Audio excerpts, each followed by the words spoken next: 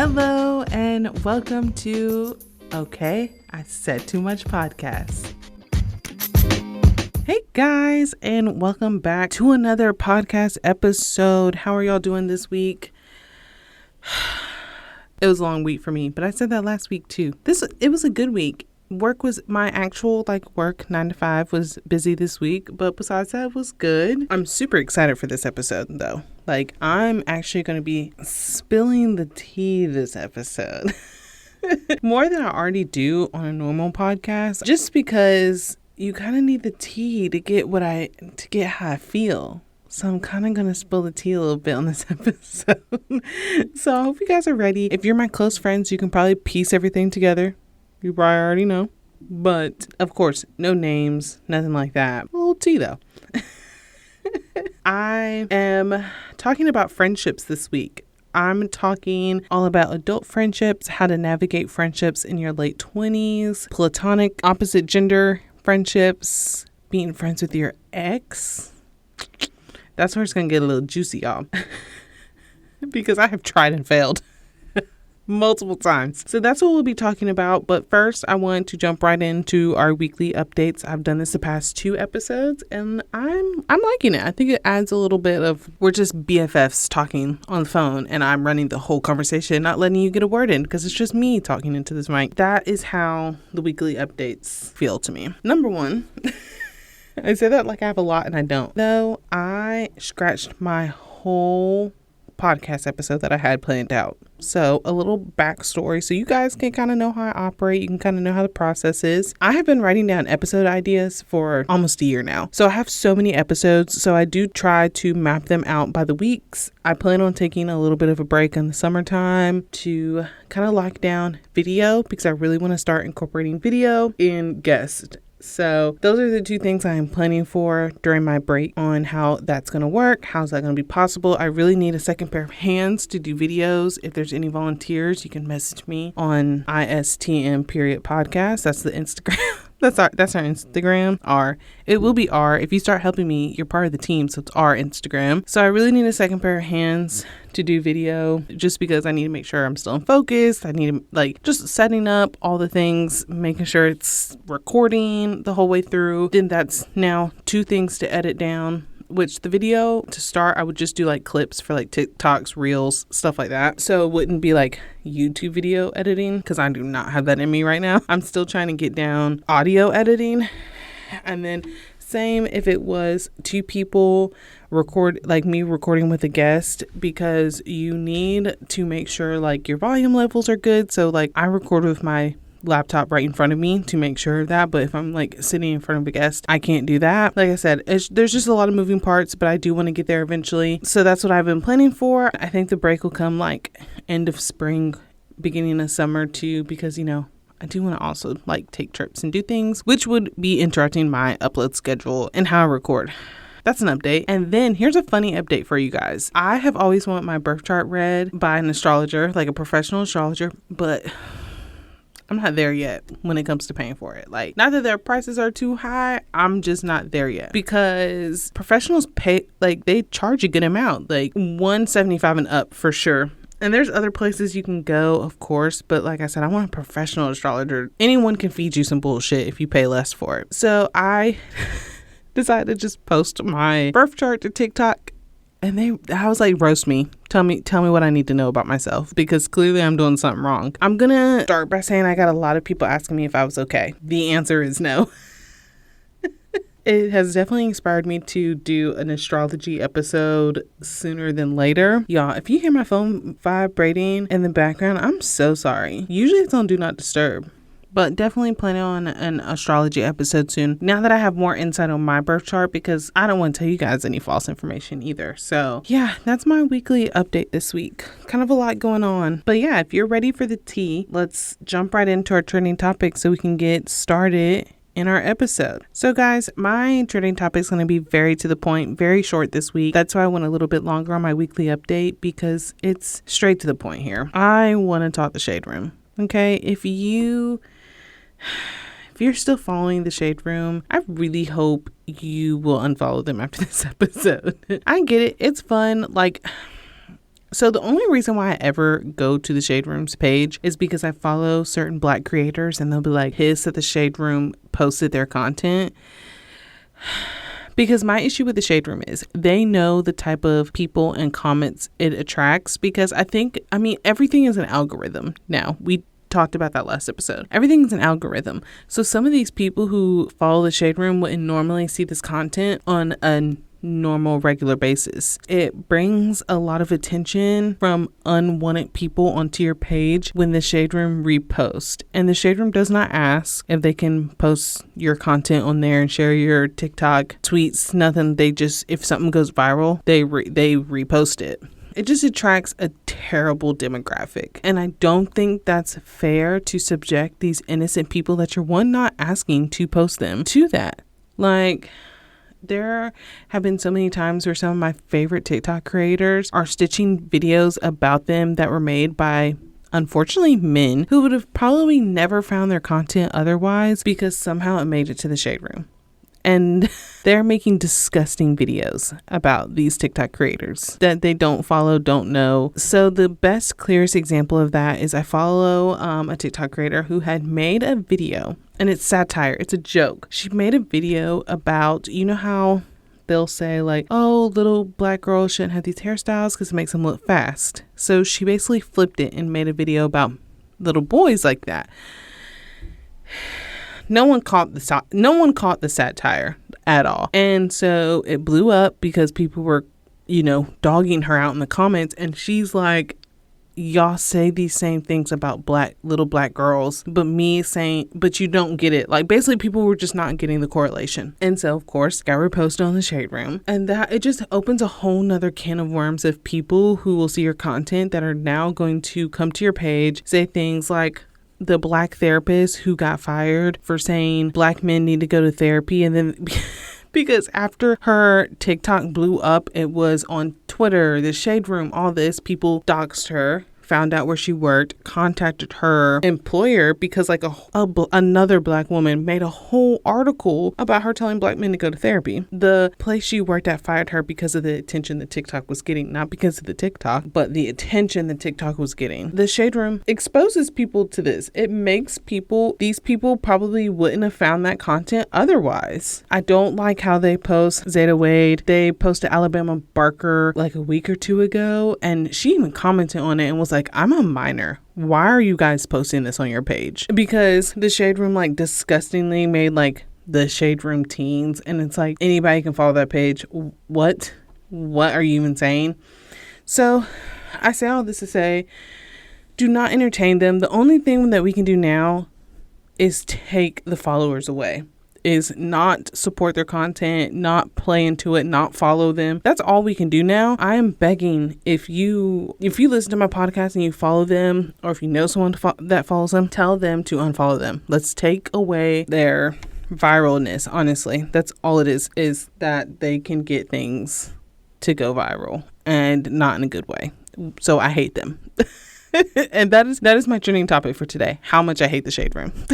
Like I said at the beginning of this podcast, today we're going to be talking friendships, navigating adult friendships after you get to a certain age. This podcast all is about navigating those late 20s to early 30s, especially for women, because I feel like a lot is changing for us at this time. I think male friendships are way more simpler than what we have going on. So I think it is like it's new for us, because you have to think, when you're young and crazy, you're just going, you want to be in the mix, so your friends want to be in the mix, and then things start happening as you get older. Like, friends have more responsibilities. Like, it's a Friday night and I am sitting in a soundproof pod, recording a podcast. If someone were to hit me up to hang out tonight, I would have to say no, because I have something else going on. And I think you just run into that more as you get older. Me and my friends do not talk every day.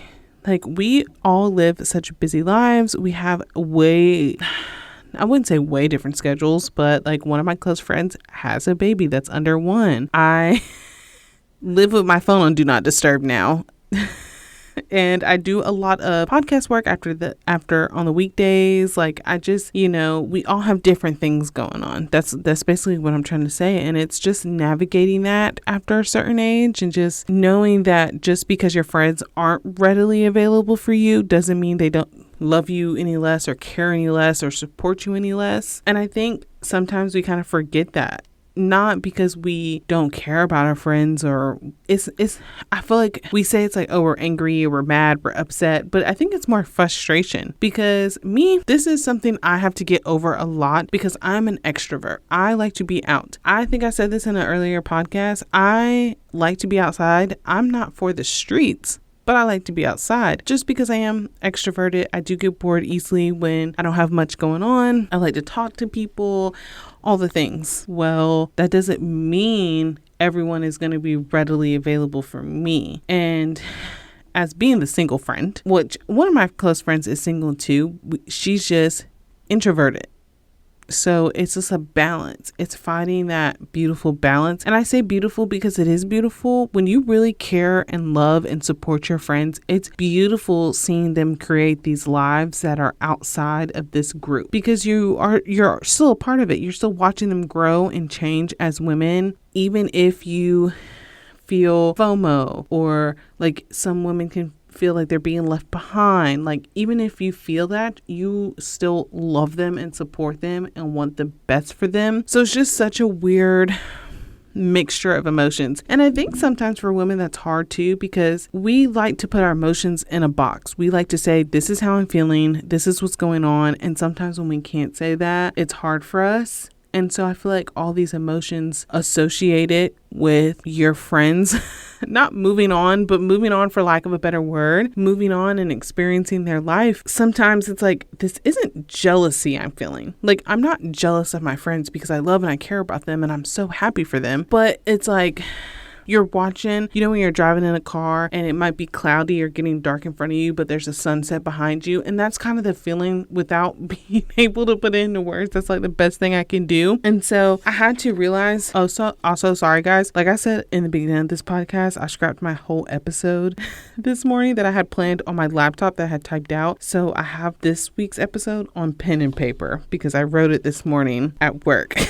And so if you hear that in the background of me turning the pages, I'm so sorry. I think too sometimes to jump right back in. I think too sometimes we have to realize like there's going to be a point in my life where I'm not readily available for my friends. So last weekend I went to the art museum, hung out by myself, got some food, and my friend called me and was like, "Yo, what are you doing?" And I was like, "Yeah, come through. Like, come up. We'll go out. We'll have a good time." Like I'm down. That is my time frame now. That is what my life looks like now, but that's not always going to be the case. It's not always going to be that easy for me. I'm also not always going to be readily available for my friends. You have to think I'm the most single I have ever been in my entire life right now. I'm the most single I have been since 2016 right now. There's going to be a moment in my life where it's the opposite. And so if my friends have already gone through all these beautiful things, engagements, kids, all that, their life might slow down and my life's going to pick up. Like, oh, the next time, like a year from now when she calls me on a Saturday, nah, girl, I got plans with my man. Or, no, I have, my podcast now has thousands plus download followers and all this. I got work to do. Like, I can't go, I got work to do. Things change. And just because I am readily available in my life now doesn't mean it's going to be down the road. Like, it's so up and down. Life is so up and down. So you don't ever feel left out or FOMO or sad. I think women, I don't like the word female. Women relationships are always going to have those ebbs and flows to them. And I think this is where a lot of women cut off friendships unnecessarily. Just because you and your friend are not in the same place in life at this point in time doesn't mean they're a bad friend. Doesn't mean they don't care about you any less. It's just the way of life. It's just how life goes. I think the beautiful thing about friendship is respecting that. There was a time in my life where, yes, I want to do a certain thing, go a certain place, do all that, yes. But I was also kicking my ass at work. So I was burning the candles from both ends. So yeah, maybe I didn't have time to go and do the things certain people wanted. That doesn't make me a bad friend. That doesn't make me a bad person. Let's lay that down. That doesn't even make me a bad person because I choose to spend my time a certain way. I'm stressed at work, so I want to go have fun after work. So it's just like, I think the beauty in friendships is knowing that everything is just like a time. Like everything is just a time. Like in another season, something's going to be different. You just got to give it time. I think there's no reason to put an impossible standard on a friendship. There is no reason. I know that my friend that has a baby is not going to be able to, I'm not going to be able to just call her up on a random Thursday and be like, girl, Thursday, let's go. Yes, she may be able to call me up on a random Thursday and say, Thursday, let's go. And I'm going to go. But that's just our times. There's going to be a time where she called me and I'm like, girl, I'm busy. Like, I got to film this podcast. I got a guest. I got this. I got a man. I got to go do this. There's times. So don't take it personal. Don't ruin something and cut off something just because you don't like this time in their life. Because if the friendship is real and you really love and care about that person and this is just the thing she's going through. She's not doing anything that's harming me, harming herself. Like, if you know it's like that, come on now. That gets onto the subject of like male friendships are so easy. They don't make it complicated at all. It's like, do you like sports? Do you like something I'm into? Can you shoot the shit? You like to drink? You like to go out? You gotta do this? You gotta do that? Cool. Oh, you can't chill today? All right. See you next time. Like, men don't put as much standards on their friendships. And this brings me into the next topic for this episode, which is, can you have platonic male friendships as a woman? Like, can women and men be friends platonically? No. I say no. And I'm going off of my own experience here. For everything I have to say here is based off of my own experience and how my brain works. So please take that into consideration before you're like, oh, I don't agree with this. Women just tend to pick friends based off of like, is this person a good person? Like I said before, we have a standard of friendship. We have check marks. We have checks and balances that we look in for friends, and we extend that same thing into the opposite sex. For us, it's like once we peel back the layers of that person, like, okay, you're homophobic, transphobic, colorist, this, that, anything. I have now found out that you're a shitty person. That's when we friend zone people. There's something she has found out about you that makes you now no longer compatible with her. It may be that y'all have spent an extended period of time together and she's not attracted to you like that, or she found out that you're just not the best person. So she wouldn't date you. She might be friends with you, but she just wouldn't date you. So she has now friend zoned you. And I say that like, I think men take being friend zoned so seriously, but it's not that deep. Like, she's just like, okay, we're not compatible because we think a different way or we feel a different way. We're just not compatible. So we can be friends. We're cool. That works. But we're just not compatible. Where men is so much more simple. I said the next 2 episodes are going to ruffle some feathers. I don't think that many men listen to my podcast. I don't think this is going to go over. I think it'll go over well with other women. Men typically, and not all men, I'm going to say that, aren't friends with women they don't find somewhat attractive. It just doesn't happen. I mean, they might be given a certain situation that I'll talk about later. But men aren't typically friends with women that they don't deem somewhat attractive on a scale, you know? Because we all have a scale. We all have a like, oh yeah, I mean, you're cute. And then we have, okay, he's fine. Like, we all have a scale. And I think men respect women on their scale, lesser or higher. So for men to be friends with a woman, it's like, are you attractive and can I shoot the shit with you? Yes or no? To both of those questions. Yes, okay, cool. Now it's, we're friends, but there's an attraction there. So I think that's when it backfires, is when there's an attraction there on the main side, because I also feel like men don't realize that they're not obligated to mutual attraction sometimes. Like, thank you that you find me attractive, but you're not obligated for me to be attracted to you back. And then there's another podcast, the clip went viral on TikTok, of a lady saying like, you can be a good guy, but we don't have to be compatible to work out. And all the other ladies are looking at her crazy like, oh, he's a good man. What are you talking about? You can be cool. You can be a good guy to be friends with, but that does not mean that this is going to work. But I think men just see, oh, she's a good woman. Like, it would work. And so it just kind of kills that. I think there's always a moment, and you see it on TikTok all the time, when girls are like, oh, when you're chilling with your best friend, they start confessing their feelings for you. Like, you see it all the time. People talk about this all the time because it happens. And then it's like, just vibe, bro. You are not just vibing.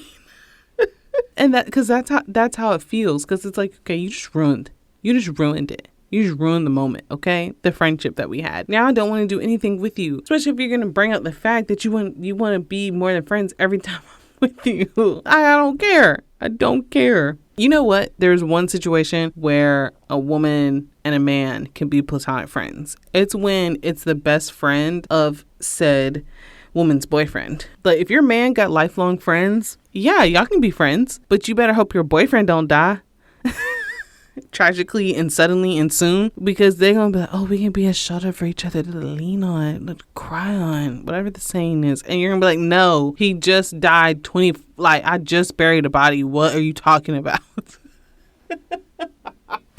This partially is me joking. I'm being dramatic, but I just don't think and don't get me wrong, there's always an exception to the rule. I think people don't realize that that's like an unsaid thing. There's always an exception to a rule. Like, I'm sure there is someone out there who's best friends with guys. I'm sure there's a pick me somewhere who is saying that. Cool, we get it. Cool. Next. I just don't think it's plausible because of my experiences. So I just don't think so. And I kind of don't want it to be true. So, but I will say, as a woman, you do kind of want to be like, let me go ask my guy best friend. Like, maybe we can kick it, get some beers, watch some football. I'm going to ask him about this dude I'm talking to so I can, like, decipher. Like, you know, we all kind of have that dream in our head. Well, probably not all of us. But, you know, it would be nice. It would be nice to have. But as soon as I stopped trying to rationalize having a male best friend, that's when most of those friendships that I was trying to have fell apart. One of those was with my next topic. We can jump right into the next topic with this one. And can exes be friends? What y'all think? I know right now, I know how all my friends feel about this. I know about how my sister feels about this. I probably know about the majority because most women all say the same thing. They say no. I'm laughing because I have tried to be friends with the ex twice. 1, for the wrong reasons. We can get into that. 2, for the right reasons. And they have both fallen apart. They both did not work for other reasons. So let's just get into it. This is a touchy topic for me. This is when I said I was going to spill the tea. This is me spilling the tea, guys. If you are close to me, you know the situation. But I had an ex. We dated back in 2016. And so this is the story about this. We only dated from like March to August or March to July. I don't know what it was, but it's very short lived. But we were friends first. Like, I don't want to say it took some wearing down because that's rude. But I just wasn't there yet. I was in like, I was a city girl before city girls were city girls, okay? That's when I was in that phase in life. So it just took me a while to get there. But when we got there, it was nice. It was lovely. We broke up for very easy reasons. Like, it wasn't nothing bad. He didn't do nothing bad. I didn't do nothing bad because I'm great. We broke up. It didn't work out. Okay, cool. We were friends first. And so I wanted to still have that friendship. He still wanted to have that friendship. Who knows now if that was true or honest for other reasons. But so we did. It's 2023 now.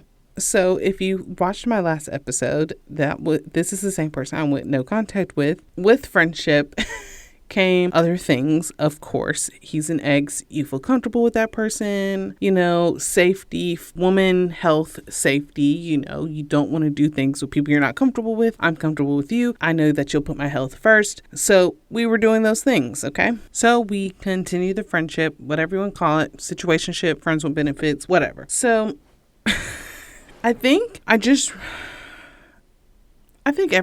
every person I think makes this mistake once, and you just have to realize I had to realize who I was as a person, okay? I think for me sometimes too, what I had to get over why we couldn't be friends was that as we have grown and as we have both gotten older now, because I mean, think about it, 2016, it's 2023. Well, it was just 2023, so we'll do 2022 minus 16, that's 6 years. Oh my freaking God, that's 6 years of knowing someone and doing this dance as you get older. Okay, this person's 6 years older now. You've grown, you've gotten to really gotten to know this person, and you're realizing, damn, after in the middle of all this, I was in a very unhealthy relationship for 2 years and some change. So seeing what you want and what you don't want in a person, and then you go back to being friends with this person. My issue was that I realized that this person checks all the boxes for me.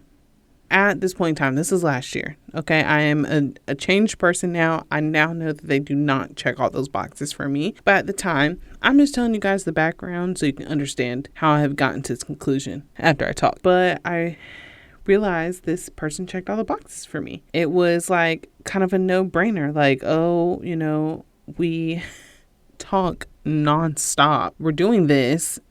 You check all the boxes for me. You've now admitted that I check all the boxes for you. What's the holdup?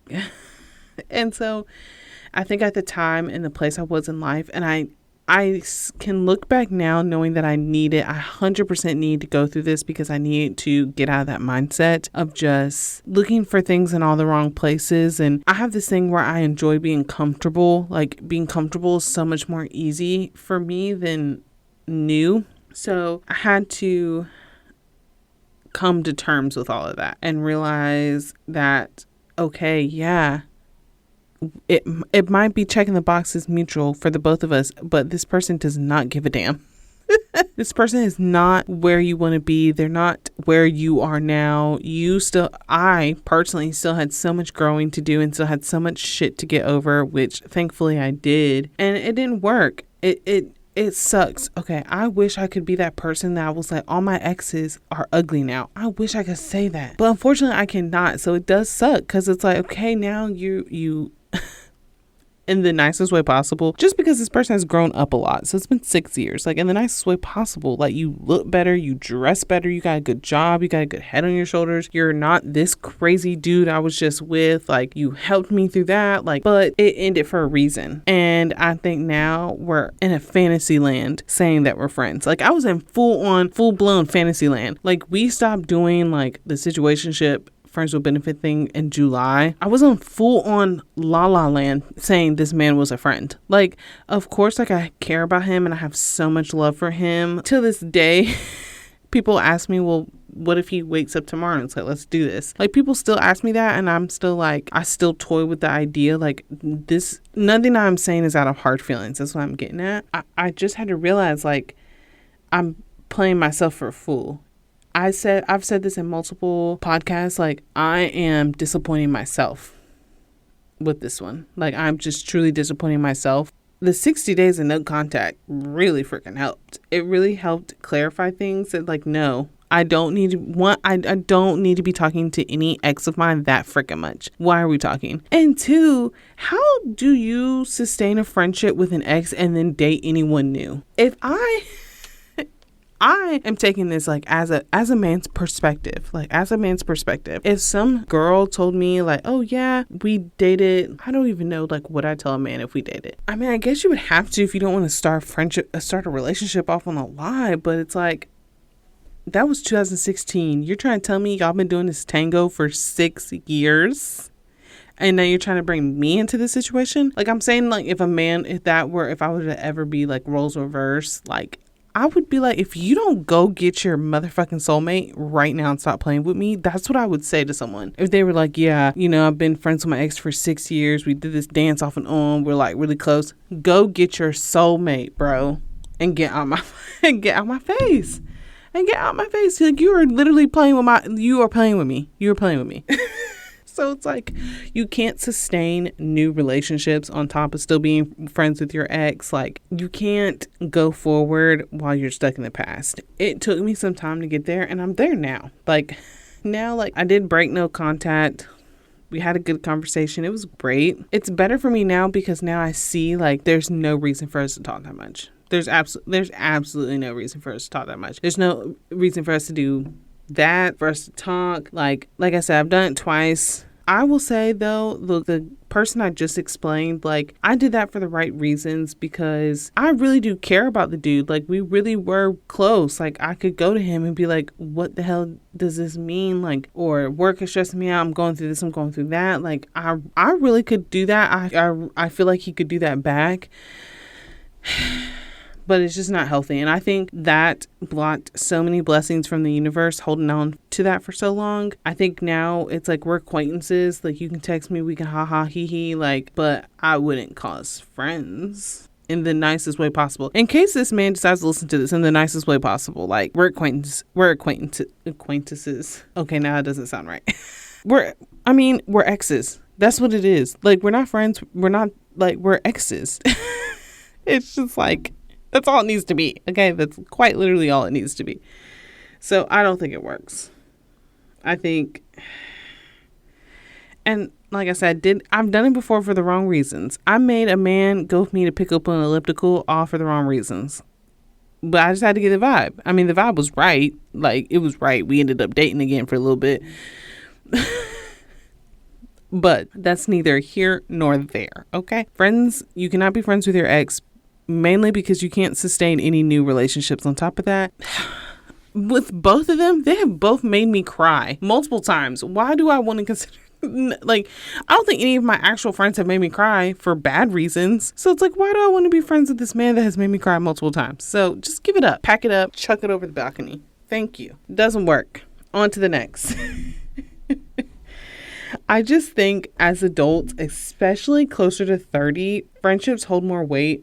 So appreciate the good ones with true intentions, even if that means you may not see them often or means you may have to make the circle smaller.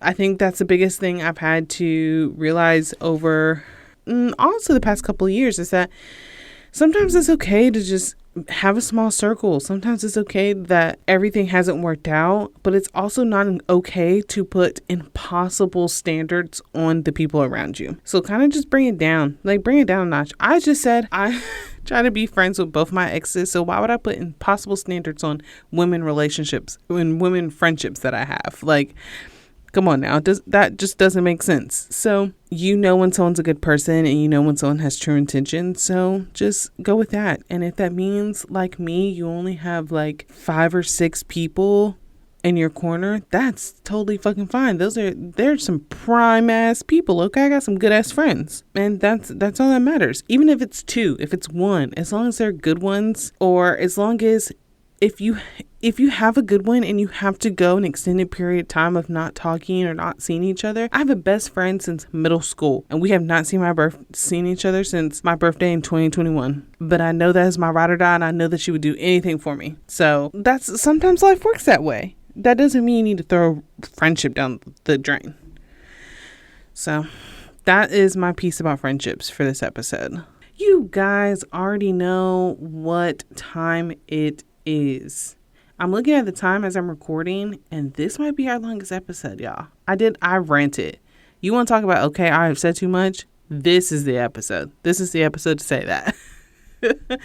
But we still have to get into our song of the week. I hope you are still here. I hope you made it this far. So, as you know, I've said it multiple times. I scratched my whole episode this morning, and then I played this song. I started this song over 3 times this morning to hear a certain spot in this song. I started over 3 times. And then right after I was like, I wonder what my song of the week's gonna be. Get out of here. I have been listening, like, this song has just been on repeat. And I play it over to hear a certain part in it. And I can't even believe I questioned that this morning. But this week's song of the week is Seek and Destroy by SZA off of her brand new album, SOS. I know I've already done a song from this album, but I don't know why Seek and Destroy just got its claws in me right now. It's so good, and it definitely kind of embodies, I don't know what SZA means, like the meaning behind the song. I don't know that part, but I know how it makes me feel and how I relate to the song, which is, it really just hits home with how my life was last spring, because she says, like, there's a couple lines in the song where she's talking about, like, now that I've ruined everything. It's like, now that I've ruined everything, I'm so fucking free. Now that I've ruined everything, space is all I need. And it kind of just goes back to, I sometimes think that the universe is going to break everything down. They're like, if you're not going to do it, we're going to do it. And you're going to be sitting on the foundation. And you have to build it up from there. And that is quite literally what I had to do last year. Super thankful because I am a way better person now and in a way better spot in life now because of it. But that is life.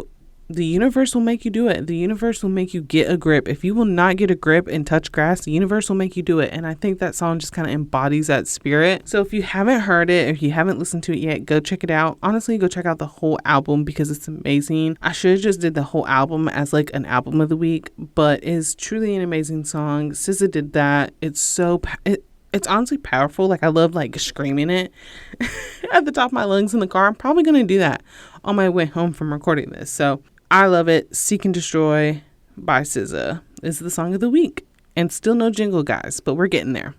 Guys, usually when I end my episodes off, I think they're right around like maybe 40 to 35 to 40 minutes. Because I will say I do edit a good chunk of my episodes. Like, so you guys don't have to hear me say like, and so, and breathe and take like deep breaths.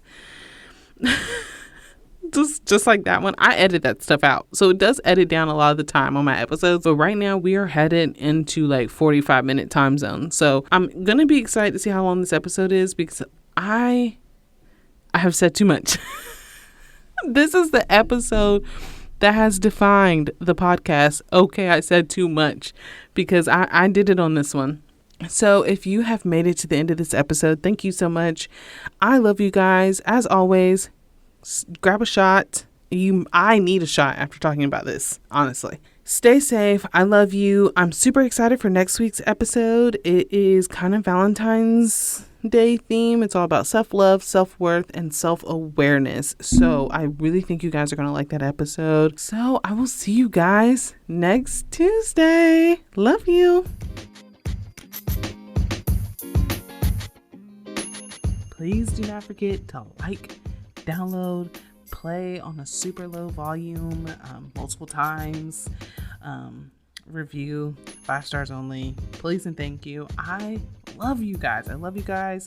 Be happy, be safe, and until next week, and I will see you again on Okay, I said too much.